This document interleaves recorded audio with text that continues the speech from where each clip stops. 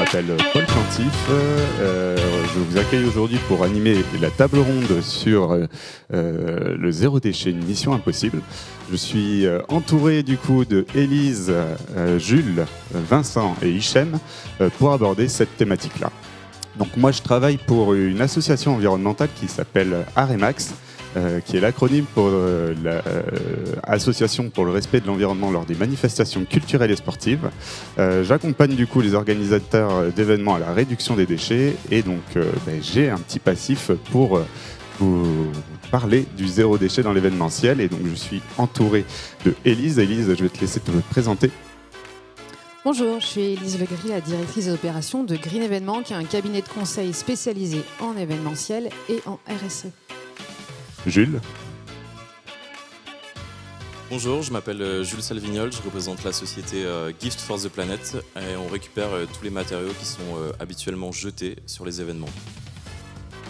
Vincent. Bonjour, oui, moi c'est Vincent, je suis le fondateur de Bibaz, je crée des contenants innovants pour le snacking, notamment en réemployable. Pour l'événementiel, pour que ce soit sur des salons comme celui-ci, fournir au food truck ou sur les festivals ou tout autre événement. Et enfin, Hichem. Bonjour, donc moi c'est Hichem, je suis chargé d'accompagnement à la structuration de réseaux de mutualisation au sein de l'association KGBig qui est située en Rhône-Alpes. Donc ce que je vous propose comme petit déroulé aujourd'hui, c'est de partir en fin de compte des constats, les enjeux, les défis de mener en place une politique zéro déchet dans l'événementiel, que vous apportiez du coup les solutions concrètes que vous expérimentez sur le terrain, et puis enfin terminer sur les perspectives et le levier pour généraliser un peu la démarche zéro déchet. Du coup, Élise, est-ce que je peux te laisser nous parler un peu de toi? Quel est le constat que tu fais sur l'événementiel actuellement pour la mise en place des démarches zéro déchet? Alors nous, on existe depuis 2009, donc ça fait 16 ans, et autant vous dire qu'il y a 16 ans, c'était un sujet qui était crucial, complexe, pour lequel on n'avait pas de solution. Et aujourd'hui, justement, on arrive sur une époque où, d'ailleurs, Objectif Green met un exemple concret. On est dans une structure qui est montrée pour la première fois par Experience Square, qui justement montre que des solutions zéro déchet existent. Mais aujourd'hui, en 16 ans, on peut se dire que l'impact, c'était peut-être un vœu il y a 16 ans, mais qu'aujourd'hui, c'est une réalité, que c'est possible. C'est plus, ça reste, un sujet crucial.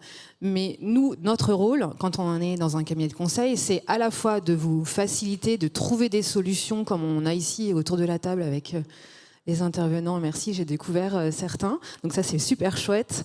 Avec des prestataires qui existent, avec des solutions concrètes. Donc ça, c'est notre premier rôle. Et notre deuxième rôle, c'est de développer des outils comme des labels qui donnent des méthodologies. Et donc, on a développé un outil qui s'appelle label LEAD, label événement à ambition durable, LEAD, qui vous donne une grille, qui vous donne une méthodo pour justement répondre à ces questions du zéro déchet, qui est une question donc complexe, mais faisable aujourd'hui.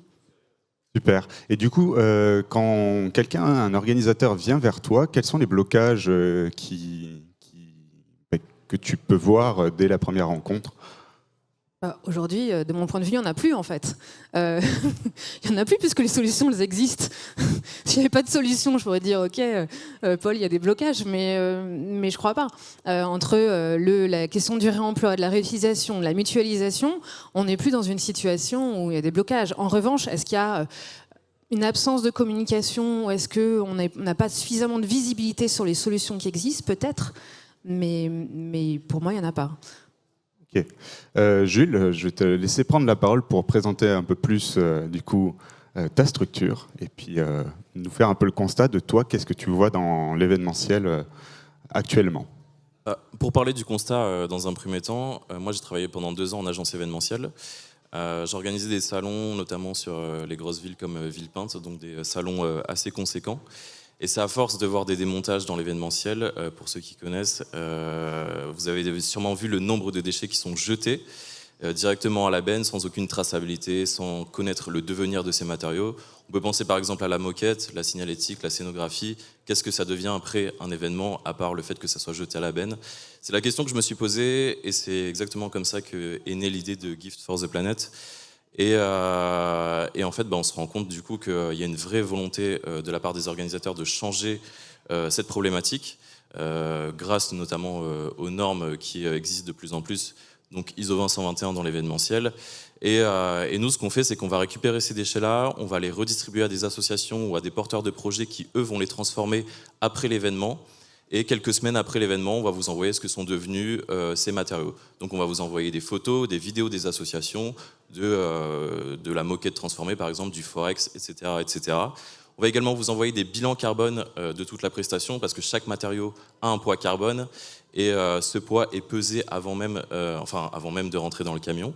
Et donc tout ça est noté et on vous envoie également un kit de communication où vous allez retrouver une vidéo de votre événement, une vidéo de vos engagements. Comme ça, vous allez pouvoir communiquer sur vos engagements parce qu'on sait que c'est important de communiquer quand on fait des bonnes choses. Et voilà un peu le package que comprend notre prestation. Et le constat, c'est surtout qu'il y a une vraie volonté de changer de la part de tout le monde et d'arrêter de jeter directement à la benne après l'organisation d'un salon. Ok, donc tu voulais rebondir? Vas-y. En fait, je trouve que c'est un parfait exemple de ce qu'il faut faire. C'est un peu sur le même principe sur le carbone. Il faut d'abord calculer. Donc tu donnes des métriques. Et dans un deuxième temps, il faut communiquer parce qu'on est encore à un moment où il faut embarquer ses parties prenantes. Donc vous avez les deux volets, les deux piliers qui, à mon sens, sont parfaitement nécessaires. Et du coup, tu disais que les organisateurs prenaient conscience et donc venaient vers toi. Mais il y a vraiment que cette prise de conscience pour toi ou il y a aussi une pression réglementaire, ce genre de choses Il y a les organisateurs qui ont leur bonne conscience et forcément ils veulent changer la donne et ça appartient à tout le monde. Après oui, évidemment, le fait qu'il y ait des normes qui soient mises en place, ça accélère ce changement et dans un sens tant mieux pour tout le monde. Mais sincèrement, des fois jusqu'à maintenant, j'ai envie de te dire, genre les 3/4 de nos clients, c'est une volonté personnelle, c'est une volonté de vouloir changer les choses, parce que en fait, l'idée collective, c'est oui, vous allez intervenir que sur des salons, alors que c'est totalement faux. Par exemple, on est déjà intervenu sur des séminaires où on a récupéré seulement 300 mètres carrés de lino qu'on a directement redistribué après le séminaire, par exemple. Et donc ça, c'est une volonté de l'organisateur, parce qu'un séminaire, entre guillemets, c'est pas un événement où tu vas faire, c'est pas un événement de grande envergure financière. Et pourtant, volonté de l'organisateur, ok, moi je veux bien te faire intervenir juste pour récupérer entre guillemets 300 mètres carrés de lino qui ont servi directement après. Donc voilà, j'ai l'impression que c'est quand même une bonne volonté personnelle pour 70% des cas. Ok, et tant que tu parles de lino, tout ça, est-ce qu'il y a une matière en particulier qui est le plus souvent gaspillée de ce que tu peux récupérer, toi? La moquette. Clairement, la moquette, il y a juste à faire un salon. Sur un salon, tu vas avoir entre minimum 3000 et tu peux aller jusqu'à 10 000 mètres carrés de moquette, quoi. Donc voilà, et ouais, ça c'est ce qu'on récupère le plus globalement, et le bois. On a fait un événement, c'est le salon de l'industrie à Lille Grand Palais. On a récupéré 11 tonnes de bois parce que c'était des meubles qui étaient construits sur mesure pour l'événement et qui après n'avaient plus de destinée à part la benne. Donc on a récupéré 11 tonnes de bois qui ont fait des heureux et tant mieux. Super, merci beaucoup. Vincent, je peux te laisser te présenter cette solution et toi, le constat que tu fais avec Bibaz. Avec Bibaz. Le constat, je pense le constat que moi j'ai fait et que Bibaz fait, je pense qu'on est nombreux à l'avoir fait, même autour de cette table, dans nos activités. C'est vrai qu'aujourd'hui, vous l'avez peut-être fait hier pour ceux qui étaient là, quand vous allez manger sur un food truck ou dès qu'il y a un événement avec un peu plus de monde et vous commencez à regarder les poubelles et les déchets que vous avez faits, vous dites mais en fait on aurait peut-être pu faire autrement. Donc voilà, l'objectif de Bibaz c'est de faire autrement. Donc on crée des contenants. En l'occurrence, on a commencé par 2 contenants qui se complètent. Le contenant à burger et à frites, qui est très consommé et de plus en plus consommé sur le territoire. Pour vous donner une idée, le marché de la pizza et du burger, sur un an, c'est 10 000 tonnes de déchets. Voilà, ça fait un peu de monde. Juste sur ces 2 emballages-là. Donc vous rajoutez les frites, vous rajoutez le kebab ou tous les autres contenants du snacking. Ça fait du monde. Donc voilà, nous on a créé un contenant très identifiable que vous pourrez venir voir après puisqu'il est présenté sur le salon. Mais qui est aussi difficilement déclinable. Et voilà, le fait d'être identifiable. Donc il y a très peu des marques ou de... Voilà. Ok. Un très bon taux de retour. C'est plutôt ça. Ça, c'est ton retour. Et est-ce que, justement, par rapport à ce que ton offre, est-ce que tu as des résistances de la part d'organisateurs pour passer sur cette solution ou de restaurateurs? Oui, ça, les résistances, on en a. C'est souvent la même. Alors, la plus grosse résistance que j'ai, en tout cas, Bibaz est jeune, hein, ça a 2 ans. Mais depuis 2 ans, la plus grosse difficulté contre quoi je me bats un peu, c'est on a toujours fait comme ça.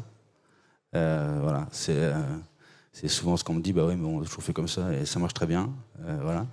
Alors oui, ça marche. Et puis, il y a certains secteurs de métier, parce que il y a différents marchés et différents usages au snacking, que ce soit sur un salon pro, sur un festival, dans les petits villages, sur un marché. Enfin, voilà, personne est trop utilisateur pareil. Et puis souvent, on nous dit les déchets, en fait, c'est pas les miens, quoi. Les gens partent avec. Donc ils se rendent pas compte que leur déchet, comme il est emporté, il est emporté et dispatché partout, mais il existe quand même. Et puis après, il y a le barrage financier. Les gens sont persuadés que ça coûte plus cher, ce qui est souvent une erreur, parce que quand le réemploi et dans tout ce qu'on fait aujourd'hui, on se rend compte que si tu le gardes longtemps, c'est quand même plus économique. Donc oui, forcément, c'est l'usage qui va le rendre plus impactant, tant économiquement qu'écologiquement. Bien sûr, sur une semaine, mon produit va avoir un bilan carbone plus fort qu'un contenant jetable. Mais au bout de 6 mois, on va commencer, peut-être même avant pour certains, à en parler. Donc voilà, je ne sais pas si je réponds à ta question. Oui, carrément, super. Hichem, je vais te laisser te présenter et puis nous faire un peu le constat de toi, zéro déchet dans l'événementiel avec Kajibig.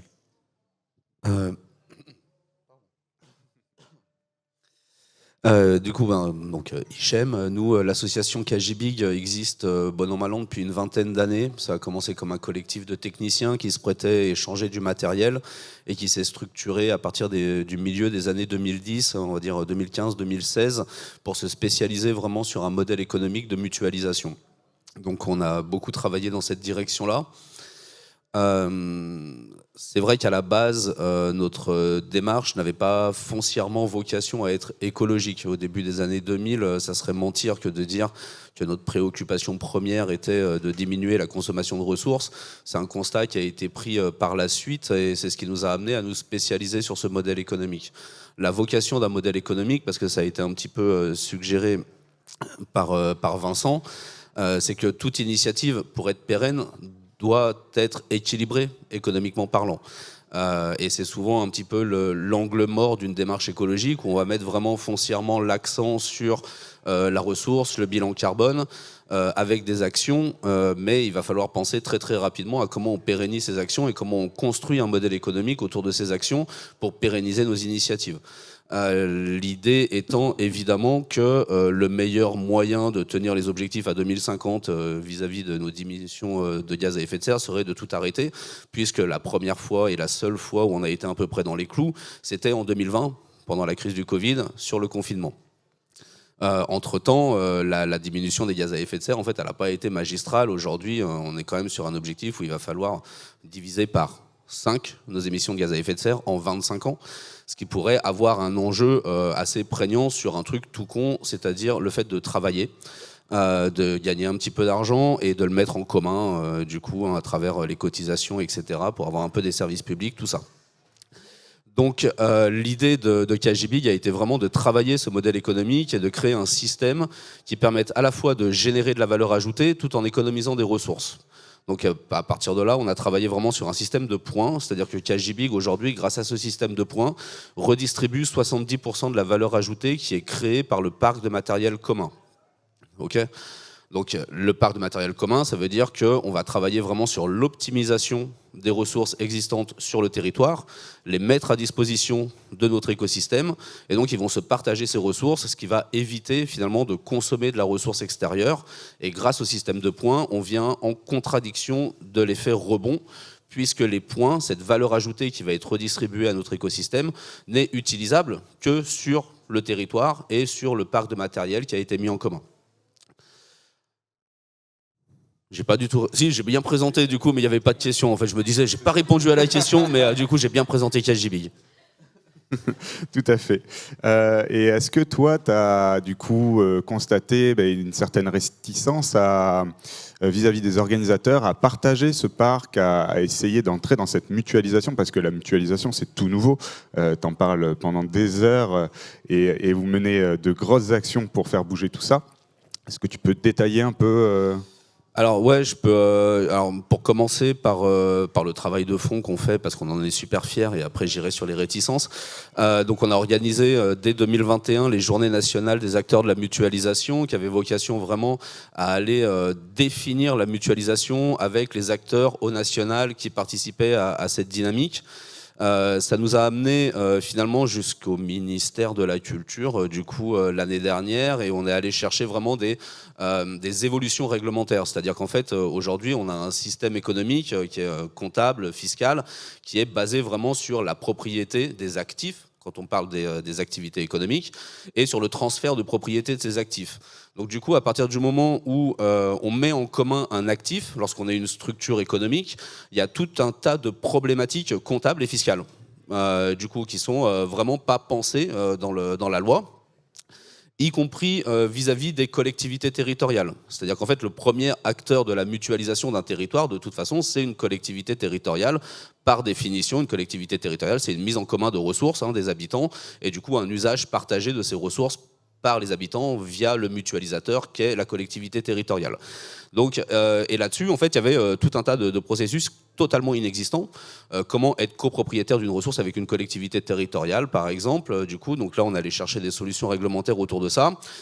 Comment on va pouvoir, pour des structures, puisqu'en fait je parle de la mise en commun du matériel, je fais une petite parenthèse que j'ai un peu zappée, en fait de temps en temps on achète quand même malgré tout du matériel, du coup, mais c'est des dynamiques territoriales, c'est-à-dire qu'on va aller vraiment chercher le matériel manquant à destination de l'écosystème, en le travaillant avec l'écosystème pour le dimensionner à l'échelle de l'écosystème.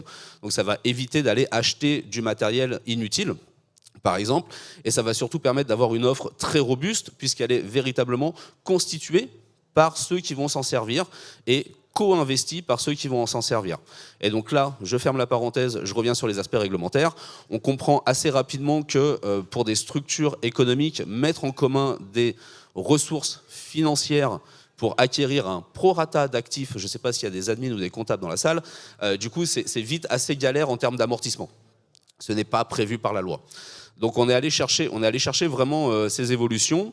Le rapport a été publié au tout début de l'année là, et les fiches pratiques vont être envoyées aux différentes institutions et aux différents services des collectivités territoriales.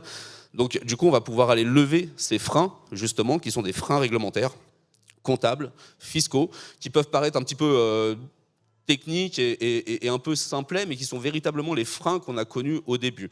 Puisque la réalité, c'est malgré tout qu'on est toujours plus enclin à se servir du matériel des autres qu'à mettre à disposition son propre matériel. C'est une réalité.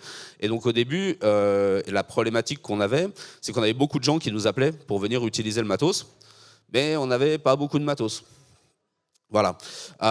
Et donc en fait, au fur et à mesure, via notre travail, on va dire, on a réussi quand même à convaincre des structures de mettre en commun du matériel, de mettre en commun de la ressource financière, ce qui nous a permis d'avoir une offre aujourd'hui qui on a 1200 mètres carrés de stockage, 60 tonnes de matériel.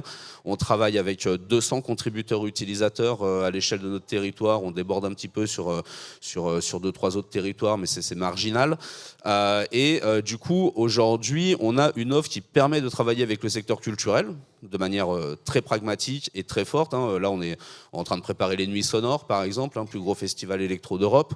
Mais du coup, pour se diversifier sur d'autres secteurs d'activité, je pense en particulier à l'événementiel d'affaires, du coup, on s'est rendu compte qu'on commençait à avoir une petite lacune d'offres matérielles qu'on est en train de constituer parce qu'on a été contacté par l'événementiel d'affaires, donc on a commencé à travailler avec l'événementiel d'affaires, donc on est en train de constituer une offre grâce à des organisateurs d'événementiel d'affaires qui viennent mettre en commun de la ressource qui correspond un peu mieux à leurs besoins.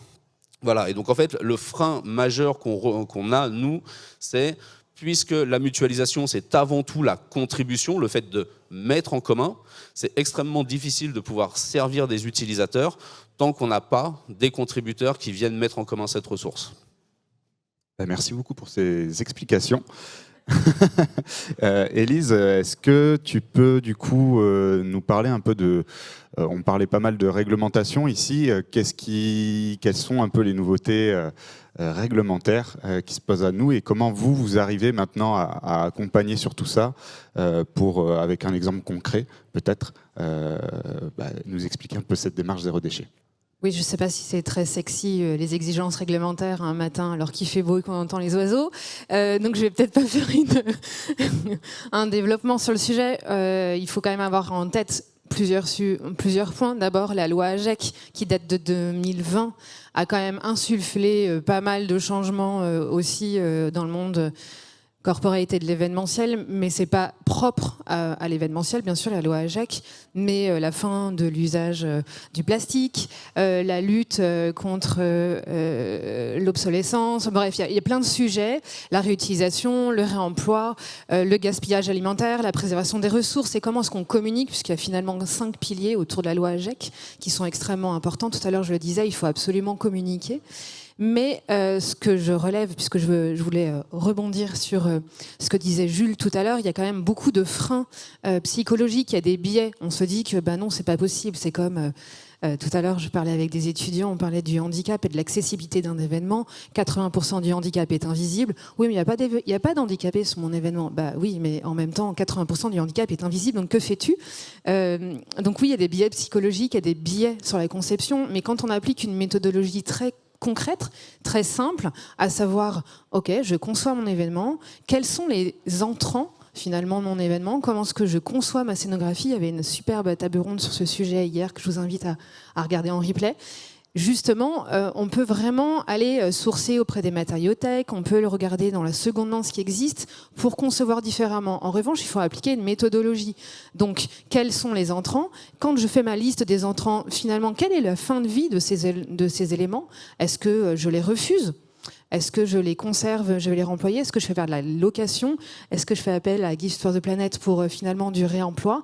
Qu'est-ce que je décide de faire de tous ces déchets-là ?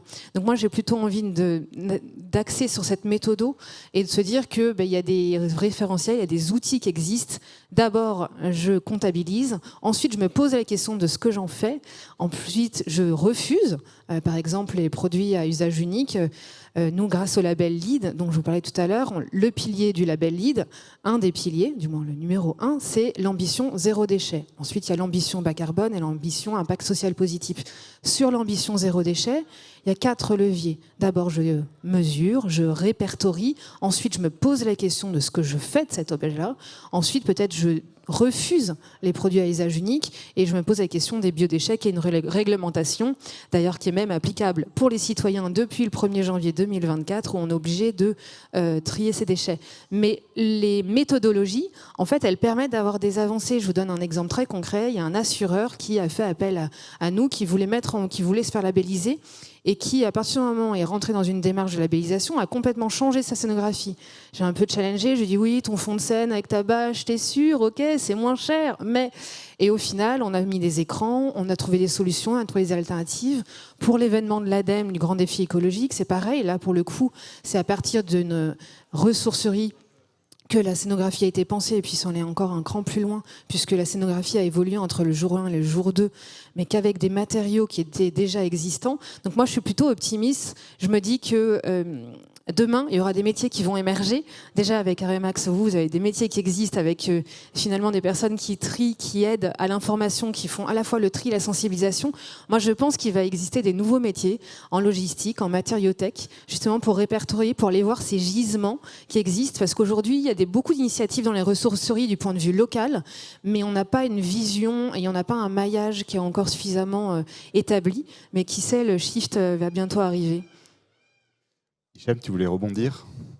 Ouais, pardon, je voulais appuyer sur un élément qu'a cité Élise et qui est extrêmement important. Quand on parle de refuser des offres qui ne sont pas pertinentes pour une démarche écologique, il y a le pendant de ça, c'est là où je voulais juste préciser un peu, c'est qu'en fait, il faut les créer, ces offres. Un des problèmes qu'on a eu par exemple avec la loi AGEC, qui est fondamentalement une bonne loi, hein, qui correspond à un vrai impératif, c'est pas l'idée de critiquer cette loi, c'est l'idée de dire qu'en fait cette loi a été pondue alors même que les acteurs sur le terrain, même que les acteurs économiques n'étaient absolument pas prêts à répondre à cet impératif et à cette injonction réglementaire et légale. Et là-dessus, du coup, juste pour jeter deux, trois fleurs, du coup, sur le territoire de la métropole de Lyon, par exemple, au moment où a été publiée la loi AGEC, on a été immédiatement sollicité par les grands organisateurs d'événements de notre territoire qui nous ont dit, en fait, on peut pas. En fait, comment on fait ? Et du coup, on a pu travailler avec ces acteurs et, in fine, avec WOBS, du coup, pour venir leur apporter une solution sur le territoire. Ça a été un travail très long, ça a été un travail très onéreux aussi, du coup, mais en fait c'est vrai qu'à un moment donné, exclure, c'est une chose absolument fondamentale, évidemment. Tout à l'heure on parlait de la moquette, par exemple. Le gigantesque problème de la moquette, c'est qu'elle n'est pas réutilisable. On revient sur un point très réglementaire, elle n'est pas réutilisable en événement, je veux dire. On vient sur un point extrêmement réglementaire, c'est-à-dire qu'en fait, à un moment où on nous dit il faut réemployer la moquette, ok, on récupère 10 000 mètres carrés de moquette, je ne peux pas m'en resservir comme moquette parce qu'elle n'est plus considérée comme inifugée. Voilà, c'est un problème qu'on va retrouver sur le bois aussi. Et évidemment que l'injonction réglementaire est pertinente et absolument fondamentale. Et je dirais qu'il faudrait même aller beaucoup plus loin sur les injonctions réglementaires. Mais il faudrait que ce soit travaillé en amont avec les parties prenantes économiques qui vont devoir s'adapter à ces évolutions réglementaires. Encore une fois, on se rappelle que l'idée, c'est quand même de pérenniser les emplois. De pérenniser les structures économiques. Et donc, si on ne peut pas faire ce travail en amont de la loi, on prend évidemment beaucoup de retard sur l'agenda réglementaire et politique. Voilà. On ne peut pas sortir des solutions quand il s'agit d'éliminer les contenants non réutilisables et jetables de la restauration. On ne peut pas aller frapper à la porte d'un industriel en lui disant maintenant tu me sors les trucs, il faut que ce soit compétitif et mon restaurateur, il faut qu'il ait suffisamment de place pour les intégrer, il faut que ce soit tracé d'un point de vue hygiénique, il faut qu'il y ait une chaîne logistique, il faut qu'il y ait des dépôts pour les stocker, etc. Et que ça tombe comme ça du jour au lendemain. En fait, c'est absolument impossible. D'accord ? Donc après, derrière, il y a, c'est vrai, pour finir sur une note, l'injonction réglementaire entraîne une évolution des écosystèmes économiques, certes, mais qui peut se faire dans l'urgence et de manière extrêmement difficile et très onéreuse. Et du coup, dans ces cas-là, on m'a coupé, on m'a dit stop. Dans ces cas-là, en fait, on se retrouve confronté à des problèmes qui ne reposent finalement que sur la bonne volonté des acteurs économiques d'y aller et de prendre ces risques-là. Jules,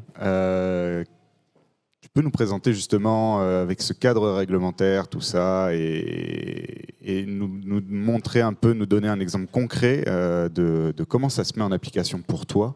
Et on parlait du coup d'organisation et peut-être soulever les problématiques que rencontrent les organisateurs par rapport au réemploi. Déjà, juste pour revenir sur ce que tu viens de dire par rapport à la moquette, en effet, on ne peut pas la réutiliser, on ne peut pas la reposer sur des événements, ça c'est sûr et certain. Par contre, nous, la moquette, actuellement, le stock se vide de plus en plus. Dernièrement, on avait quand même au moins 6000 m² en stock. Là, on doit être à 2000. On m'a coupé, non c'est bon.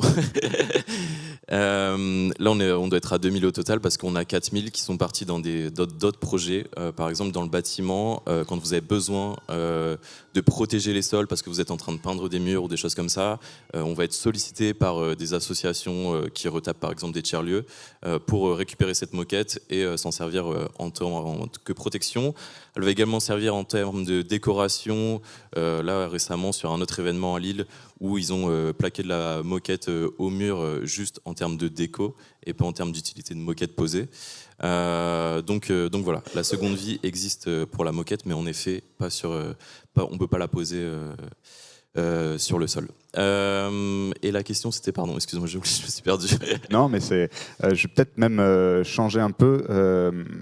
Toi, comment tu accompagnes du coup les organisateurs à anticiper ce réemploi ? Comment on les accompagne ?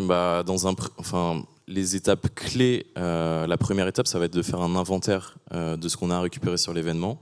À partir de ce moment-là, on va pouvoir jauger un peu le volume dans un premier temps, et dans un second temps savoir combien ça va lui coûter, parce que nous c'est un coût qui est au volume, c'est pas la distance, parce qu'on intervient partout en France.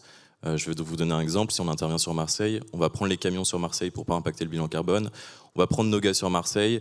Le seul bilan carbone qui va être impacté, c'est moi, parce que je vais me déplacer en train jusqu'à Marseille. Mais c'est que dalle. Donc voilà. Donc ça, on fait un inventaire de ce qu'il y a à récupérer. On va ensuite pouvoir appeler nos associations et dire salut, on va récupérer autant de choses. Est-ce que ça t'intéresse? Est-ce que ça t'intéresse pas? Et de là, on va pouvoir ensuite intervenir sur l'événement. Donc on intervient au moment du démontage en fonction des contraintes de l'organisateur. Donc si le démontage il est à minuit, on intervient à minuit, il n'y a aucun problème là-dessus. On démonte, on redistribue parfois même dans la nuit, si on ne joue pas dans le nord, vu que notre hangar est dans le nord. Donc si on intervient à minuit sur l'événement, on va demander à l'association qu'elle ouvre à 1h du mat, et on va redistribuer tout directement après l'événement à l'assaut. Ce qui est déjà arrivé, et des fois c'est long. Voilà. Ensuite, on fait un rapport carbone de toute la presta, comme je vous disais tout à l'heure. On pèse les matériaux avant de les mettre dans les camions, et donc ensuite on envoie tout ça après l'événement, et encore après l'événement, on vous envoie ce que deviennent ces matériaux, ainsi que le kit de com. Donc comment on l'accompagne? On essaye de le sensibiliser au max en amont, mais après ça c'est pas vraiment notre rôle, c'est plus le rôle des cabinets de conseil, mais on essaye de les sensibiliser au max en leur disant écoute, est-ce que tu es vraiment sûr de mettre 16 000 m² sur le marché de Noël de ma ville, Arras? Je vous le jure, c'est vrai. Donc voilà, on essaie de leur dire, est-ce que tu penses que c'est vraiment utile? Et si t'en mets 5 000, nous on est OK, pas de problème, on va venir les récupérer, etc. Même si t'en mets 16 000, mais est-ce que c'est vraiment utile? Donc voilà, on essaie de les sensibiliser au max, mais c'est pas non plus notre rôle, hein. Comme je te dis, on n'est pas un cabinet de conseil. Mais voilà, et c'est ensuite on leur dit ce que deviennent les matériaux et la seconde vie. Très bien. Vincent, je vais te laisser parler, toi, d'un retour d'expérience sur la mise en place de la vaisselle et les problématiques que tu as pu rencontrer, et puis comment tu les as solutionnées, tout ça. Ouais, alors moi en termes de retour d'expérience, comme je l'ai dit, l'entreprise est assez jeune, donc j'ai un peu de retour, mais sûrement pas assez. Je pense que les premiers retours, on le voit dans l'expérience, en tout cas consommateur. Les gens sont toujours très contents de consommer autrement, hein. Je donne toujours l'exemple, ça fait sourire, mais quand on vous sert un Côtes-du-Rhône dans un beau verre ou dans un gobelet en carton, même le même Côtes-du-Rhône, il n'a pas le même goût. C'est pareil pour les contenants. Il y en aura qui ont compris. Et donc, ouais, c'était quoi la question? Je suis pas concentré. Ouais, Côtes-du-Rhône, du coup.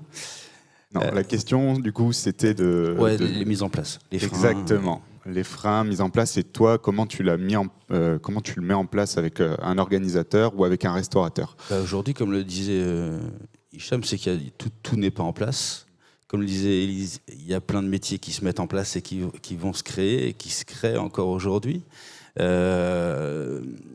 Les acteurs, il y a plein de métiers. Il y a des laveurs, il y a des loueurs de vaisselle, il y a des gars qui font la logistique, il y a des gars qui créent la vaisselle. Donc il faut que tout ça se maille, se mutualise un maximum, parce que forcément, quand vous êtes perdu, les gens sont déjà perdus dans leur emploi, ils ne savent pas comment faire, ils ne sont pas au courant, ils ne savent pas à qui s'adresser. Voilà. Et puis des fois, ils n'ont pas envie, donc ils ne cherchent pas. Voilà, tout ça c'est un frein, c'est toute la logistique autour. Mais comment on fait? Et si je reviens sur on a toujours fait comme ça, nous on a toujours mis la barquette, le gars s'en va et on n'a pas de logistique. Mais si je dois la laver, comment je dois faire? Qu'est-ce que ça va me coûter? Est-ce que je dois prendre un gars et je le lavoue? Parce que sur mon site, il n'y a pas de matériel. Donc toutes ces solutions-là, aujourd'hui, il y a des acteurs qui sont en place. Et il faut sourcer. Il y en a vraiment beaucoup, hein, on les trouve par Réseau Vrac, on les trouve par plein d'autres secteurs, mais on arrive à en trouver. Et puis après, je pense qu'il y a un petit peu d'éducation, que ce soit dans l'événementiel ou quoi. Et puis, il faut imposer les choses. En effet, il y a la loi AGEC, mais il y a aussi le réflexe de toute façon, on n'est pas contrôlé. Ça existe aussi. Il faut savoir qu'en 2024, en tout cas dans la restauration, sur mon secteur, il a été contrôlé 80 restaurants. Ouais. Donc mettre des lois, mettre des législations, c'est bien, mais si personne ne les contrôle et personne ne dit rien, tout le monde... voilà. Si demain je vous dis l'autoroute est limitée à 100, mais vous inquiétez pas, il n'y aura aucun gendarme, je suis pas sûr que tout le monde roule à 100. Donc c'est un peu ça, la loi AGEC, il faut un peu la respecter. Tout le monde n'a pas une conscience, voilà. Et puis après, il y a des choses qu'il faut imposer. Il y a des professionnels qui sont pas concernés et qui sont pas sensibles. Je pense que les gens qui sont là aujourd'hui sont déjà sensibles aux déchets, autrement ils seraient pas venus sous ce chapiteau. Mais il y en a qui n'ont pas de réflexe.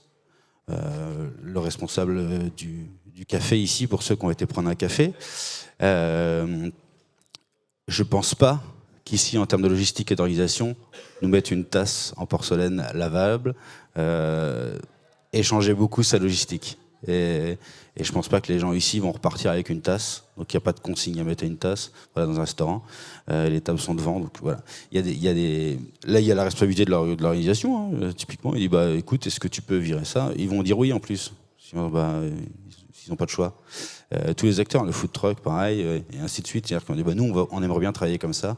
Donc il faut conseiller ces gens et puis des fois, il y en a certains, il faut leur imposer. Alors ça fait un petit peu mal au début, puis souvent c'est bizarre parce qu'on a un bon retour, c'est-à-dire qu'ils sont contents de l'expérience. Et puis c'est eux qui reviennent tout seuls au réemploi parce qu'ils ont vu que leurs clients, que leur logistique, que leur aliment était mis en valeur et que leur travail était plus cool. Et puis en plus il y a souvent d'autres interactions sympas. Donc voilà, j'ai répondu à la question. Oui, tu y as répondu. Oh. Et je voulais peut-être, je ne sais pas si tu as les informations, mais un peu ce coût global d'une boucle, la création de cette boucle logistique du contenant réutilisable. Est-ce que tu as une idée un peu de ce coût-là et de ce que ça peut chiffrer? Après, Hicham... ouais, je pense que Hicham, en fait, tu feras ta réponse après. Je commence parce que tu vas être trop long. En fait, je pense que le coût est différent selon le marché sur lequel tu te positionnes. C'est sûr que le gars qui a 150 contenants et qui les gère lui-même, il a un autre coût qu'un festival qui prend 20 000, 30 000 contenants sur son week-end. Même si indirectement, du coup, il y a plus, donc on peut mutualiser plus. Et voilà. Mais chaque marché, chaque événement... le coût varie. Hicham a peut-être une fourchette à nous donner. Je vais lui filer le micro parce qu'il n'en peut plus. Vas-y, à ton tour. En fait, via le travail qu'on a effectué avec les organisateurs de festivals qui nous avaient contactés en 2020 et le travail de recherche qu'on a pu mener avec WOBS sur le développement de leurs solutions, on s'est rendu compte que, en gros, si on parle vraiment uniquement des gobelets, on passait sur un item qui, du fait de son non-retour, générait grosso modo 5 centimes de bénéfice général par gobelet pour l'organisateur d'événements, à un item qui allait coûter entre 40 et 50 centimes. Du coup, à partir du moment où on mettait vraiment une boucle de réemployabilité autour du gobelet. On a vu aussi sur les calculs qu'on était à peu près sur les mêmes fourchettes pour ce qui était des contenants réutilisables.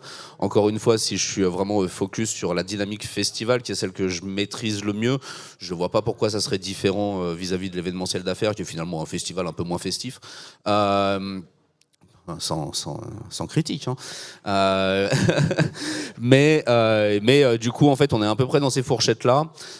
Du coup on va être entre 30 et 40 centimes de coût d'une boucle de réemployabilité autour d'un item réutilisable sur du service. Voilà, et ça va venir couvrir d'une part la production, hein, évidemment, d'autre part la logistique, le stockage et le lavage. Et potentiellement, si on va sur des fourchettes plus hautes, ça va pouvoir aussi garantir finalement un retour, nous ce qu'on va appeler une contrepartie pour les organisateurs d'événements. Du coup, parce qu'en fait, il ne faut pas perdre de vue que jusqu'à présent, si on prend l'exemple des gobelets, parce qu'on n'avait pas d'exemple vraiment sur les contenants alimentaires, sur les gobelets, en fait, il y avait quand même un taux de retour général qui était extrêmement faible et l'intégralité du secteur d'activité, finalement, vivait sur ce non-retour. Donc il a fallu métamorphoser aussi ce modèle économique et trouver un levier pour que en fait, la chaîne de création de valeur en fait, ne disparaisse pas, pour que les entreprises et les différents acteurs de cette chaîne ne disparaissent pas du fait qu'on mette en place un réemploi. On comprend bien que si demain on est à 100% de réemploi, on ne produit plus de gobelets, ce qui va poser un certain nombre de problèmes pour ceux qui vivent de ça. Je prends sur le taux de retour. Moi, et pour revenir aussi sur les freins, du coup, dans l'alimentaire, quand on arrive, comme les gobelets sont là depuis très longtemps, les gens disent ouais, mais si ça revient pas, je perds combien et tout ça. Dans l'alimentaire, en tout cas sur ma partie qui est le snack, avec des frites et tout, ça sent pas très bon. Et vous mettez pas la barquette à frites et votre contenant dans votre poche et vous le gardez pas, vous le ramenez pas en souvenir. Alors que le gobelet, oui. On le voit maintenant, le prix du gobelet a chuté en coût de fabrication et d'achat, et la consigne a augmenté.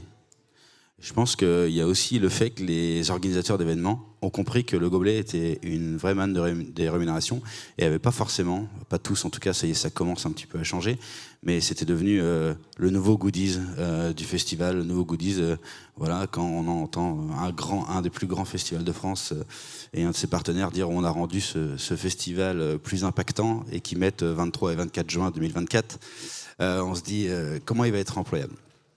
Donc voilà, donc on crée souvent des goodies dans l'alimentaire. Je pense que c'est beaucoup plus compliqué.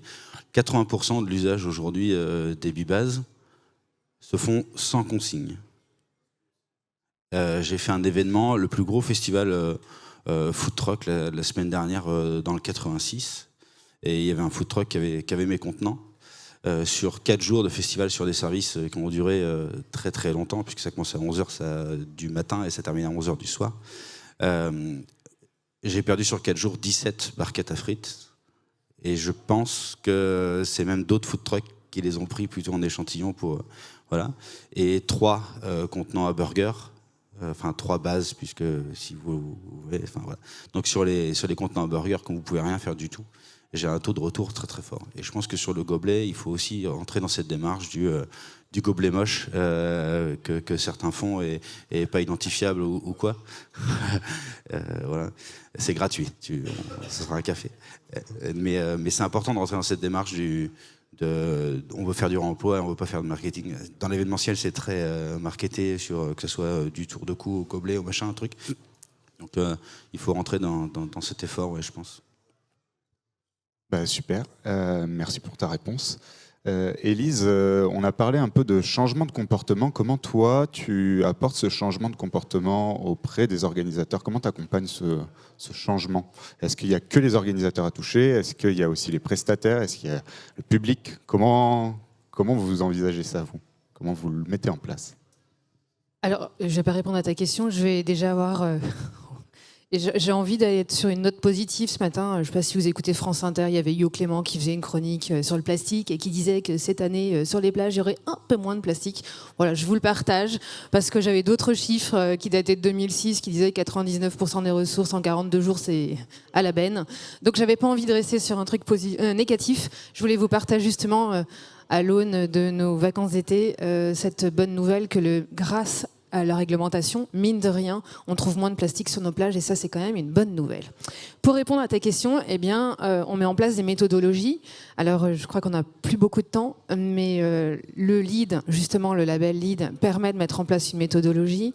On a aussi rédigé un guide avec l'INEC, l'Institut national de l'économie circulaire, justement, qui donne les bases de réglementation, qui donne des clés, des outils. Et c'est comme ça qu'on accompagne. Quand on a un cabinet de conseil, d'abord, on fait de la sensibilisation, on fait de la formation, et puis on donne des clés d'entrée.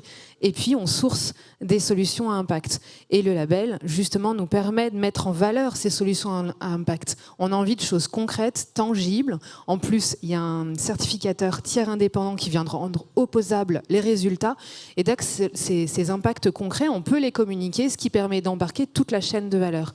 Parce qu'effectivement, il faut, dans l'événementiel corpo, effectivement, il y a le salon, et il faut parfois embarquer toute sa chaîne de valeur. Et quand on communique sur des choses concrètes, c'est beaucoup plus simple.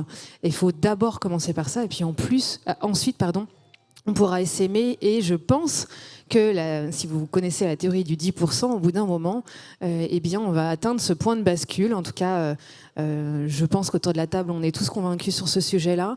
Et quand on aura atteint ces 10%, de labellisés, d'événements responsables, d'événements durables, de solutions qui seront de plus en plus visibles puisqu'elles seront communiquées de manière concrète, eh bien, ça donnera envie aux copains et aux copines de rejoindre l'aventure.